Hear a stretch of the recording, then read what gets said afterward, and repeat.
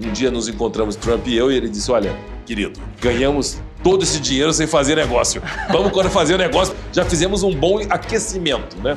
Ele é muito detalhista, ele é um cara que ele é extremamente detalhista. Quando nós fechamos o nosso acordo, as condições, as tarifas que ele me apresentou num primeiro momento eram exageradas. E ela falou, se você perdesse tudo hoje, o que você faria?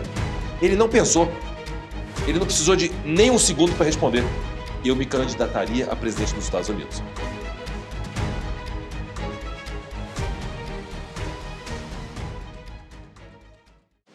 Bom, Belino, aqui com a intimidade, já que o senhor deu para ir direto para o Belino. A gente está aqui contigo com um livro que eu estava lendo para essa entrevista e fui surpreendido porque a gente faz muito da cobertura internacional e é interessantíssimo porque a gente começa a pensar como é um livro de 3 minutos com Donald Trump, um negócio fechado com ele, dá muitos insights, tanto em termos de autoconhecimento para como se portar em vida pessoal, mas também para a questão de negócios e ainda um insights para a gente que cobre a presidência e notícias internacionais a respeito de como muito do que está aqui se traduz para a forma como ele faz a gestão da maior potência econômica e militar do mundo. Então, para a gente começar, eu queria te perguntar o seguinte, conta para a gente o que foram esses 3 minutos com Trump e o acordo que você fechou nos idos tempos aí de 2003, essa experiência. O que foi esses 3 minutos com Donald Trump? Tá bom, primeiro, obrigado e uma alegria poder estar aqui compartilhando com você e com tua audiência e, enfim, trazer um pouco para um contexto, né? E a história, eu acho que ela é quase atemporal pela forma como ela aconteceu, né? Primeiro, houve uma provocação de uma oportunidade de negócios que me foi apresentada para fazer uma intermediação de um negócio imobiliário, de uma propriedade no interior de São Paulo e, naquela ocasião, primeiro insight que eu tive foi que aquele projeto teria muita afinidade, né, com a marca Trump para desenvolver um projeto que seria um complexo de golfe, né, um clube de golfe com um projeto, vamos dizer, imobiliário de altíssimo padrão. Então eu tive esse insight, eu tinha escutado recentemente sobre as incursões do Trump no negócio de licenciamento da marca nos Estados Unidos. Ele não tinha nenhuma atuação fora dos Estados Unidos até aquele momento. Ele já atuava, obviamente, na área de hotelaria, etc. E já estava desenvolvendo empreendimentos, por exemplo, em Miami, né, ali na região de Sunny Isles, com um incorporador, inclusive, que é um patrício, né, o Gil Deezer, que é um dos maiores desenvolvedores imobiliários do sul da Flórida. E ele ali desenvolveu já um projeto, eram 3 torres, são 3 torres, nesse conceito de licenciamento da marca. E eu, inspirado por aqueles movimentos, falei, poxa, eu acho que poderia ser uma oportunidade e acessei um grande amigo meu, que foi o meu primeiro grande sócio e mentor, que foi o John Casablancas, o fundador da rede de agências de modelos Elite, que eu trouxe para o Brasil na década de 80, e ele mantinha uma relação de amizade com o Trump já de muitos anos, e ele acabou fazendo essa conexão comigo para que eu pudesse apresentar, então, essa iniciativa, essa ideia para ele, de que talvez a marca pudesse, né, ostentar, né, ser o emblema daquele empreendimento. E aí houve um convite dele para mim, nos falamos por telefone, ele me convidou para uma reunião numa segunda-feira daquele ano de 2003, e quando eu cheguei no escritório dele, eu encontrei uma pessoa diferente daquela que falou comigo no telefone, porque ele estava realmente aborrecido, com alguns problemas, e ele foi muito assim upfront, e ele me disse já imediatamente que ele não estava num bom dia para ouvir novos negócios, etc. E isso eu estava em pé no meio do escritório, ele não me convidou para sentar, até porque as 2 poltronas na frente do desk dele estavam ocupadas. E ele me disse, olha, aqui está meu advogado, aqui está o meu vice-presidente, eu estou com uma pilha de problemas aqui, realmente, e não estou com sentido de humor e com espírito para isso. Então, lamento, né, que você tenha vindo para isso, mas para você não perder a viagem, ele perguntou, quanto tempo foi mesmo o voo de São Paulo para cá? Eu falei, olha, foram 9 horas. Ele falou, olha, you have 3 minutes. E parecia uma coisa assim, quase, né, folclórica, uma coisa dessa não... Né? Qual foi a sua reação na hora que ele falou 3 minutos? Então, e aí é que eu acho que é a parte interessante dessa conversa, né? Eu tenho refletido isso nos últimos dias, porque eu tenho sido indagado durante esses últimos 22 anos sobre esses famosos 3 minutos. E esses 3 minutos que se tornaram um projeto, um fundo de investimento, um livro publicado em 14 países, e tudo isso em conferências e entrevistas. Mas o mais interessante não é o que aconteceu durante os 3 minutos. Foi aquela fração de segundos entre eu escutar aquela intimidação, porque isso é uma intimidação.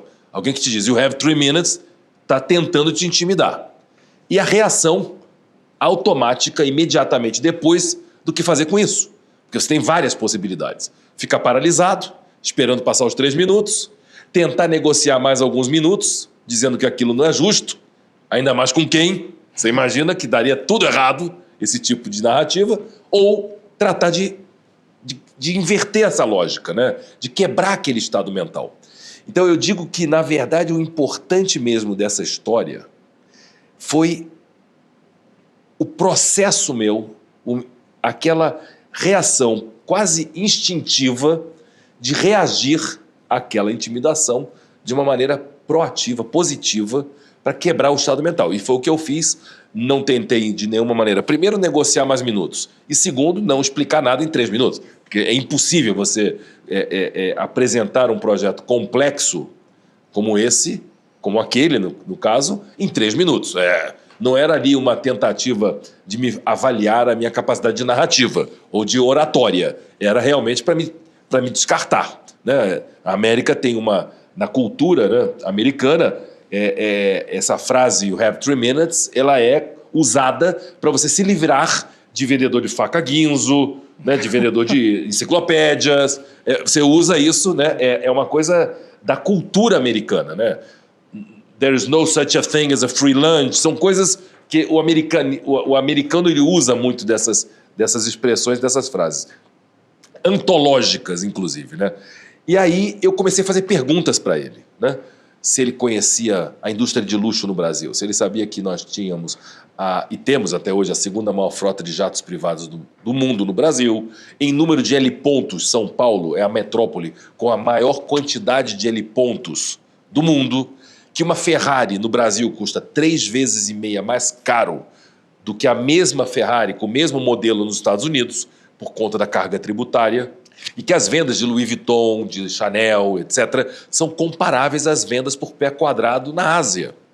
Então, o que eu disse para ele foi o seguinte, olha, todas as áreas do setor de luxo no Brasil estão ocupadas já com marcas, emblemas, assim, globais. O único setor do luxo que ainda não tem uma marca que represente esse aspiracional de poder, exclusividade e luxo é o setor imobiliário, e eu acho que chegou o momento para que você olhe isso aqui como uma oportunidade e que a gente faça isso juntos. Demorei 2 minutos para fazer essas meia dúzia de perguntas, que obviamente ele não conhecia, ficou surpreso, e ele gostou da minha postura, do meu atrevimento. E ele abriu um sorriso, convidou as pessoas que estavam na sala para se retirar, me convidou para sentar, ficamos mais de 1 hora conversando. No final ele chama o advogado, que era o procurador dele, o George Ross, que foi meu grande anjo da guarda nessa relação. Faz a apresentação do livro aqui. Exatamente. E ele falou, olha, entra na sala de reunião, entende com o Belino o que é, e não deixe esse cara ir para o Brasil sem assinarmos um termo. Porque depois do que eu vi aqui, a gente vai fazer alguma coisa. E foi nesse espírito muito direto, reto, assim, pró-negócio, que surgiu, então, 24 horas depois, exatamente 24 horas depois, eu estava assinando um term sheet do primeiro negócio da Trump Organization fora dos Estados Unidos. Né? E aí aquilo acabou gerando um buzz muito grande aqui no Brasil. Eu tive a oportunidade de identificar investidores interessados em participar. Fizemos, então, o licenciamento da marca para poder desenvolver esse empreendimento no interior de São Paulo. E depois, assim, durante o processo de licenciamento do projeto, depois de adquirir a propriedade, etc., houve uma decisão do meu conselho de administração, questionando, né, o uso da marca e se ela poderia gerar ou não algum tipo de rejeição no mercado, etc. Um questionamento fora de hora, fora de, assim, totalmente inapropriado, né? E aí eu falei, olha, eu como acionista com uma participação relevante, falei, olha, gente, vocês entraram nesse negócio por causa do Trump. Não faz o menor sentido a gente desfazer isso neste empreendimento. No próximo, a gente até pode pensar. Mas eles estavam convencidos, naquele momento, de que era o certo a fazer. E, às vezes, um problema se torna uma oportunidade. Na minha vida sempre foi assim. E aí, com o apoio da Ernst Young, que eram nossos auditores, e o Banco BTG Pactual, eu consegui estruturar uma saída belíssima pela porta da frente. Os meus investidores me fizeram uma proposta muito importante para comprar a nossa participação, para seguirem com o projeto da maneira e da forma como eles entendiam. Tiveram que, obviamente, remunerar o Trump na quebra do contrato e eu na compra das minhas participações. Um dia nos encontramos, Trump e eu, e ele disse, olha, querido, ganhamos todo esse dinheiro sem fazer negócio. Vamos agora fazer o negócio, porque agora então já fizemos um bom aquecimento, né? Então, essa história desses 3 minutos emblemáticos que estão não só no nosso livro, no qual ele assina a introdução e o prefácio, como em 4 livros dele, Think Like a Billionaire, Think Like a Champion, Trump 101 e How to Get Rich, 4 dos best-sellers dele, ele expõe de forma generosa os bastidores da nossa história, né? Que foi realmente aqueles 3 minutos mágicos, né? E o projeto em si nunca foi construído, né? Porque a propriedade continua lá, mas, obviamente, com a saída do líder, que era eu, empreendedor do projeto, e da marca que fazia com que aquilo tudo fazia sentido, perdeu sentido. E, Belino, eu queria também voltar para aquele momento, porque você fala que a intuição é muito importante, você cita estudos no livro que embasam isso, mas você fala que a intuição não é impulsividade, que depois teve 3 meses de conversa, que antes disso você teve que fazer um planejamento inteiro. Sim. Então, quando a gente pensa sobre liderança e negócios, para chegar naqueles 3 minutos, até para a gente entender como pensa alguém que está fazendo negócio como você está, ou que faz negócio como o Trump faz, como você diferencia a intuição daqueles 3 minutos de impulsividade e qual é o planejamento, o pré e o pós, para chegar naqueles 3 minutos? Então, eu vou te dizer que eu costumo, né, compartilhar que eu estou sempre me preparando para o imprevisível, né? Eu sou uma pessoa preparada para o imprevisível. E como é que você se prepara para o imprevisível, né?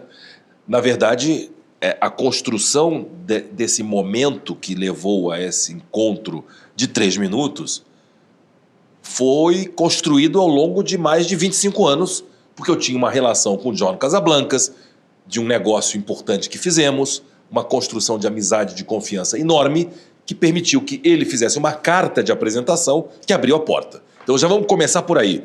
Aquilo não foi um oportunismo ou uma ideia que surgiu do nada. Aquilo foi, na verdade, baseado a construção desse acesso, porque no final do dia é sobre acesso.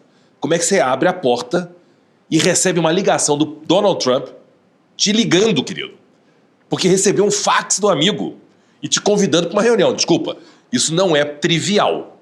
Vamos combinar que, mesmo na época que ele era apenas um empreendedor e não o presidente da maior potência do planeta, ainda assim era um homem de muita complexidade no trato social, né, e empresarial.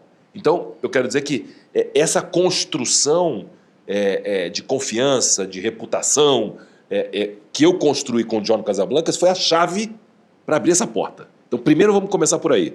Segundo, na verdade, o que eu tinha era de fato uma visão de uma oportunidade que surgiu, né? E eu rapidamente fui validar se fazia sentido ou não. Eu tenho essa dinâmica. Isso é uma coisa pessoal do Belino, que sou um deal maker. Então, o deal maker, ele é um arquiteto do negócio. Então, como em qualquer negócio, você tem um terreno, você contrata primeiro um arquiteto. Aí o arquiteto vai conceber criativamente aquilo que você vai, né, compartilhar, o briefing do que você quer, uma casa, um hotel, um edifício, seja lá o que for. Esse cara vai conceber com você a visão de como aquilo vai ficar no final. Aí depois você chama o engenheiro. Então, comigo é assim, eu sou o arquiteto do negócio. eu visualizo no terreno onde não tem nada a construção daquele negócio todo. Eu consigo viajar no tempo e volto depois, e aí eu vou pavimentar essa estrada. Então, o que aconteceu ali foi exatamente isso. Eu tive uma oferta de intermediar um negócio, percebi que não era aquele o negócio, eu entendi que o negócio era agregar valores, trazer uma marca, criar um conceito e criar, de fato, um objeto de desejo. E aí eu tinha que começar pelo começo, falar com o homem, entendeu? E trazê-lo para essa dimensão, essa consciência, essa visão. Ele também é um cara visionário, muito visionário, que constrói a vida inteira, foi um desenvolvedor imobiliário, desde da Trump Tower aos clubes de golfe, etc. Então ele é realmente um cara com essa habilidade. Então acho que houve esse encontro de, enfim, né, de visões, né, que se cruzaram naquele momento e que gerou aquela explosão quando eu consegui superar aquele desafio, né, aquela intimidação que era realmente para se livrar do brasileiro que estava ali no dia errado, né, e eu consegui transformar o dia errado numa oportunidade certa. Algumas das coisas que você está falando são coisas que frequentemente são usadas ou pelo próprio Trump para se autodescrever ou por outras pessoas para descrever ele, né? Um deal maker, um homem que faz acordos, um visionário, ou ainda um construtor, né? Que ele gosta de trazer muito essa questão da empreiteira para desenvolvimento industrial nos Estados Unidos. Agora, quando você encontrou ele ali, você poderia vislumbrar que primeiro 13 anos depois 21 anos depois, ele poderia estar à frente dos Estados Unidos como presidente? E mais uma questão, você vê que os traços que você via nele ali se refletem agora com ele na presidência? Completamente. Porque ele é a mesma pessoa, né? Bom, primeiro, eu acho que é muito interessante, né? Para quem não o conhece de perto, só conhece de longe e só vê o barulho, né? Não consegue ter um entendimento. E eu sempre gosto de ter esse cuidado, né? Porque eu acho que a gente tem a oportunidade e quase que a obrigação, né, de se aprofundar com as coisas que são relevantes, né? Quando você vai se relacionar com alguém empresarialmente ou até socialmente, fazer um pequeno dever de casa é o mínimo que você tem que fazer, né? Então, eu acho que quando você assiste, como eu assisti, você não sei se assistiu, esse documentário sobre ele na Netflix, por exemplo, né? E tem uma passagem muito, muito curiosa e emblemática, que ele, aos 20 e poucos anos, inaugura a Trump Tower, está na sua cobertura, recebendo uma jornalista importante que está entrevistando ele, e naquele ápice do momento mais glorioso da sua carreira, você imagina, o Golden Boy de Nova York, ela pergunta a ele, Donald, se você perdesse tudo hoje, tudo, imagina o que está acontecendo, ele inaugura a Trump Tower, com 20 e poucos anos, e ela fala, se você perdesse tudo hoje, o que você faria? Ele não pensou, ele não precisou de nem um segundo para responder, eu me candidataria a presidente dos Estados Unidos. Essa foi a resposta dele. Então presta atenção, você tem que entender como é que funciona a mente desse cara. Lá atrás, com 20 e poucos anos. E aí vem percorrendo toda essa jornada.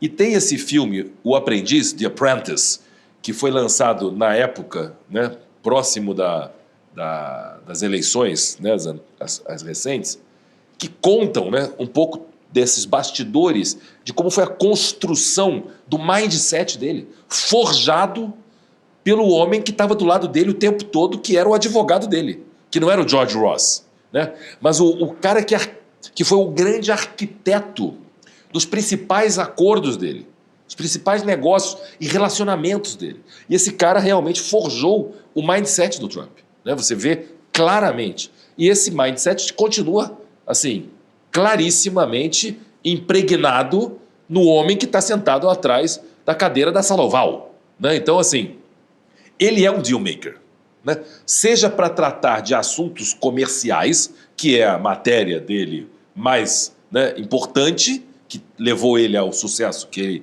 ele tem e que ele atingiu ao longo da trajetória, mas você vê, por exemplo, que ele se utiliza desse mesmo estilo deal maker de ser para, por exemplo, negociar a paz. O que nós vimos, né? E eu recentemente inaugurei a Deal Maker Academy e convidei o nosso querido amigo Rabino Sani. Parabéns. Muito obrigado. Para estar lá comigo, porque eu, ao inaugurar, ao cortar a fita da Deal Maker Academy, eu fiz uma referência, uma homenagem ao Donald Trump como Deal Maker aplicado à paz. Porque ele, naquele 13 de de outubro desse mês, houve a libertação dos reféns do Hamas. Então, assim, há de se convir que ele é um deal maker e que o deal maker, ele não é apenas aquele cara que fecha negócios para construir um prédio, ou um shopping, ou um hotel, ou seja lá qual for a pauta que esteja na mesa de negociação. Mas também o deal maker, ele é capaz, e ele está comprovando isso, de negociar outras pautas, por exemplo, como a paz. No caso, especificamente de Gaza, né, essa grande crise que a gente já sabe que demanda, e aí já se estende por milhares de anos, que esse negócio não é de hoje, né? Claro.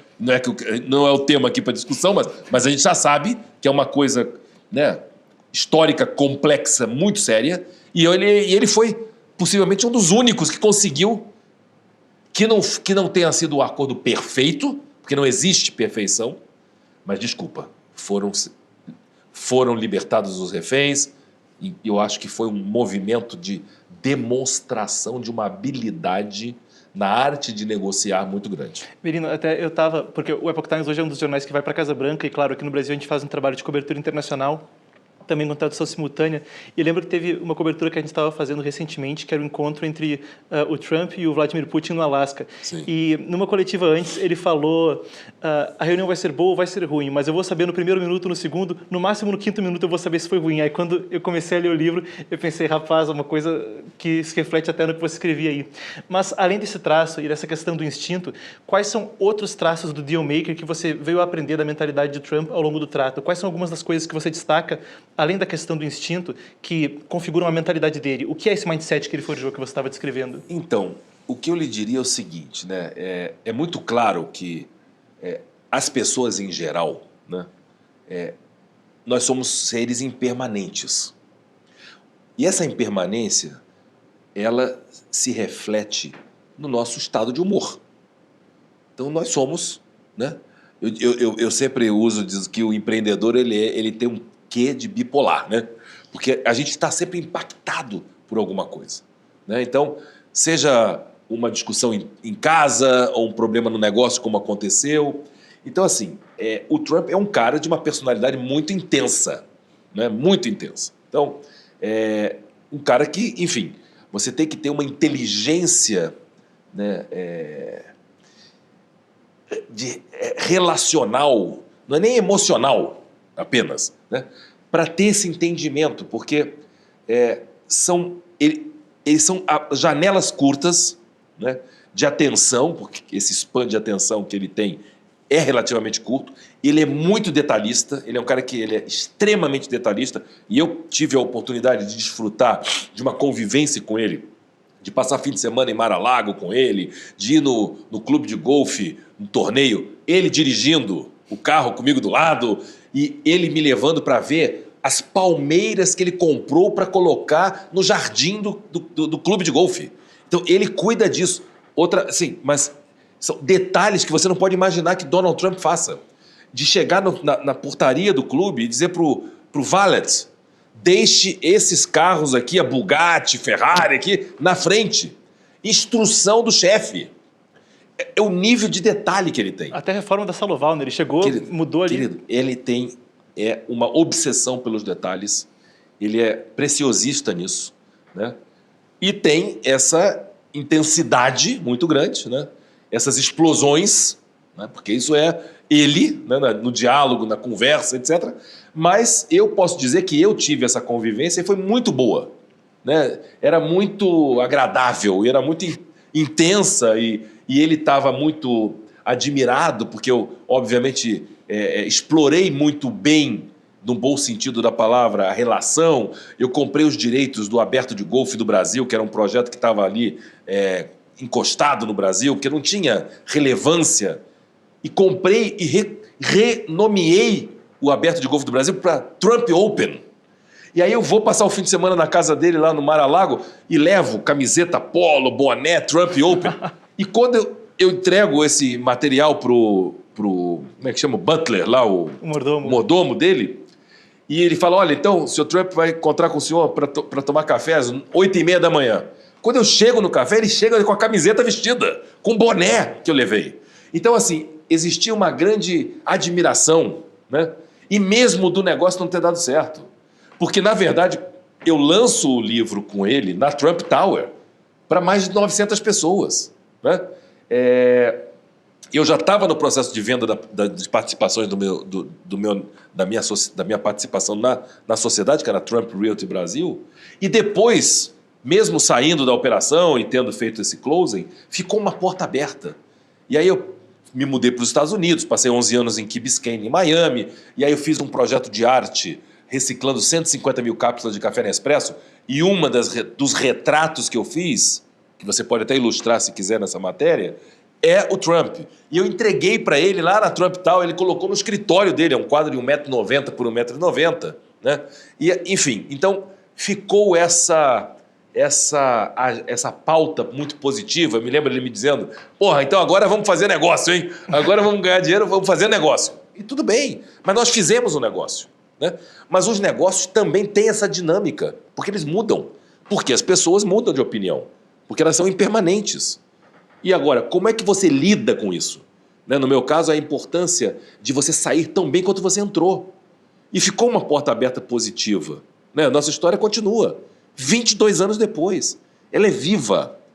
Não é que é o livro do brasileiro que fez o negócio. Não, é no livro dele que ele conta essa história. Então, não dá para apagar o livro. Então, até, não para colocar a coisa em termos políticos, até porque não é só o Brasil que está com a questão da tarifa, mas para um oficial de qualquer país que for negociar com ele, o que seria o mais importante para você que conhece o homem? É a questão do relacionamento a longo prazo, manter as oportunidades abertas, na janela de atenção que um negociador vai ter para falar com ele, por exemplo, sobre tarifas. Qual seria o seu conselho, a sua abordagem para isso? Querido, assim, eu acho que a questão toda, né, é que essas dinâmicas de negociação dessas tarifas, elas vêm como uma resposta, né, a determinados comportamentos e comentários desses líderes políticos que tentam, né, criar uma cortina de fumaça, né, para impor determinadas questões, né? E aí ele é muito agressivo nesse sentido. Então, ele vai fazer um movimento de ruptura, né, que é normal de um negociador. Então ele vai propor, talvez, condições que sejam, talvez, exageradas, para muitos consideradas injustas, mas ele está negociando, gente. Ele é um deal maker. E você já viu que todas essas propostas têm sido ajustadas. Com certeza, em condições muito melhores do que como começou. Então olha o bottom line, não olha o que foi o momento dessa ameaça, se você quiser chamar, dessas imposições tarifárias, mas o que importa é o final. Ficou melhor para ele e ficou melhor para o outro lado, que também não teve que pagar tão caro. Mas no final é sobre isso. E é como o outro lado se comporta nessa mesa de negociação. Se ele vai levar isso realmente uma perspectiva econômica, olhando os interesses dos dois lados, é uma coisa. Se ele leva essa discussão para o cenário político, e aí começa uma discussão que perde o foco do que interessa. Aí realmente, querido, manda quem pode, obedece quem tem juízo, já dizia meu avô, né? Então, você não quer fazer uma queda de braço desse tipo com um líder, com um deal maker como ele. No Art of the Deal, no livro, ele fala que uma das questões que normalmente ele faz em negociações é criar o leverage, criar a alavancagem, criar primeiro uma coisa exagerada para depois negociar. Na sua avaliação, é algo assim? Completamente assim. Eu vivi isso quando nós fechamos o nosso acordo, e acho que esse é um bom exemplo, né? As condições das tarifas da licença que ele me apresentou num primeiro momento eram exageradas. E eu me lembro que meu sócio, Samuel Patrício, me disse, não, isso aqui está exagerado, vamos negociar. Eu falei, não vamos negociar. Como não vamos negociar? Não. Você é o que vai fazer o cheque? É você o investidor? Não, nem eu. Então vamos fazer o seguinte, vamos aceitar as condições que estão aqui, com a prerrogativa de que nós iremos ao Brasil fazer um roadshow para identificar possíveis investidores e no momento que nós sentarmos à mesa para negociar, caso eventualmente hajam questionamentos, e sabíamos que iam haver, nós voltamos para negociar. E aí, na negociação com o advogado, no dia seguinte, que ele me pergunta, então, Você viu como a gente é rápido aqui em instrumentar os documentos? Quais são os pontos que você gostaria de ajustar? Eu falei, nenhum. Ele falou, como nenhum? Expliquei exatamente isso que eu acabei de explicar para você. O homem abriu um sorriso e falou, olha, eu sou presidente, eu sou o diretor-geral da cadeira de negociação da NYU, New York University. Quero te convidar para dar uma aula lá para os meus alunos. Eu entendi a tua estratégia, e aí ele fez uma carta que foi junto com o documento, uma cover letter, e dizendo isso. Mr. Bellino, encontre aqui os termos, né, iniciais da nossa proposta. Entendemos que somos parceiros e que vocês irão, em nosso nome, identificar possíveis investidores no Brasil e quando e eventualmente houver a necessidade de ajustar, você encontrará aqui uma porta aberta. Querido, era o que eu queria. Então, é sobre isso. Não tem problema qual é a proposta. Todo mundo pode fazer proposta, querido. É como você reage à proposta. Como você volta com uma contra-argumentação. Não pode gritar. Você pode gritar, coisa de criança. Entendeu? Berrar. Não é assim. Bellino, agora você está com um projeto também para trazer à tona para mais pessoas a tua carreira em termos de como um deal maker, com as coisas que você aprendeu e de legar isso para a próxima geração. Então, também queria te convidar para explicar o que é esse projeto que você está desenvolvendo agora para também legar parte do conhecimento de negociação para mais gente. Então, a Deal Maker Academy, ela é isso. Ela é a consolidação dessa minha jornada de 4 décadas. São 40 anos que eu venho empreendendo em vários setores, mas fundamentalmente desenvolvendo essa mentalidade do Deal Maker, né? Que é uma coisa que você não aprende na escola tradicional, né? Definitivamente. Você aprende essa forma de gerenciar comportamentos inesperados, né? Situações... circunstâncias como esses 3 minutos, e eu tenho vários exemplos na minha trajetória, é o que me motivaram a desenvolver uma metodologia que está baseada lá em 20 módulos, né, e que é a pauta que eu desenvolvo e estou apresentando nesse meu programa de formação. Então, a pessoa vai percorrer, né, um pouco dessa jornada, dessas experiências e comportamentos que compõem a personalidade de um deal maker. Porque não é sobre a tecnicalidade da negociação. É sobre como você se comporta perante determinados eventos ao longo de uma negociação. É o que vai determinar seu sucesso ou seu insucesso numa negociação. Porque é sobre gerenciar isso, que são comportamentos, sentimentos, emoções contraditórias. É quase um curso de psicologia aplicado ao deal making, à negociação. Porque no meu caso, a minha ênfase é muito mais comportamental. É de trazer essas minhas experiências vividas. Porque eu não falo de teoria. Eu não sou um professor acadêmico que falo da escola teórica. Eu falo das coisas vividas, vivenciadas, das experiências, dos sentimentos contraditórios, das explosões, das vitórias, dos fracassos, e tudo isso combinado numa metodologia que permite você poder, sim, primeiro acreditar que você pode se preparar para isso, porque acho que no final do dia é isso. Como é que você se prepara para isso, né? E a primeira coisa que eu te digo é que se preparar para o inevitável e o imprevisível é aceitar a vulnerabilidade. Você tem que aceitar a sua vulnerabilidade para você ter a capacidade de entender essas dinâmicas e conseguir se posicionar corretamente nesses momentos. E aceitar o princípio do risco que vai dar errado, né? E que você não tem que ter sempre uma resposta certa para tudo, mas você tem que ter a coragem de fazer perguntas. As minhas perguntas me libertaram e quebraram aquele estado mental dele naquele momento e me permitiram avançar para mais 1 hora de conversa e depois criar uma agenda positiva, onde, na verdade, o George Ross, estavam todos muito, vamos dizer, admirados pelaquela performance e engajados em fazer dar certo. Porque aí não era mais sobre o Bellino, era sobre todos nós. Era sobre o advogado, era a secretária que estava entusiasmada, que ficou encantada com a história e que foi no lançamento do meu livro. Então, é criar essa energia contagiante no entorno. Porque A relação com ele é uma relação pontual, esporádica. Para você desenvolver uma relação dessa, você precisa ter o todo, o entorno, as outras peças da engrenagem que estão trabalhando a seu favor. E para isso elas têm que te admirar, elas têm que te respeitar. E elas vão te respeitar não é pelo que você fala, é por como você age, pela tua postura, pela sua atitude, pela forma como você se relaciona com elas. E Belino, eu quero fazer uma provocação aqui, porque você está fazendo algo que vai legar um conhecimento que eu acho que é importante e te pergunto até pela juventude, no sentido de que muita gente fala que as gerações mais jovens têm menos inteligência emocional, são piores em termos de lidar com o inesperado, com situações difíceis na vida. E eu queria te trazer uma pergunta nesse sentido.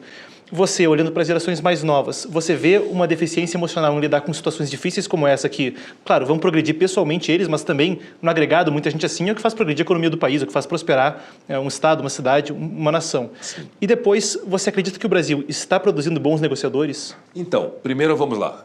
Sobre os jovens, né? Eu acho que a gente vive, né, e estamos testemunhando uma geração que tem uma dinâmica imediatista muito grande, que passa a gerar um comportamento ansioso, né, de ansiedade gigantesco, porque está buscando fórmula mágica para ficar rico e famoso rápido. Né? As redes sociais acabam estimulando isso, e esses padrões, esses estereótipos de sucesso, os aviões, as fotos nos carrões, né? Isso é a construção de um mito do sucesso que não é sustentável, que não é verdade.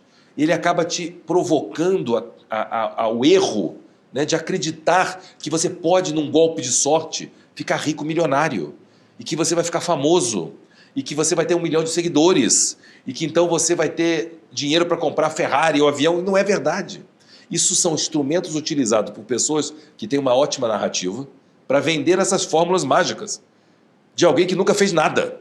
Então essa juventude está contaminada e, obviamente, por toda essa nossa dinâmica acelerada da informação e de como a gente consome a informação hoje por meio das redes sociais, principalmente, as nossas janelas de atenção estão cada vez menores.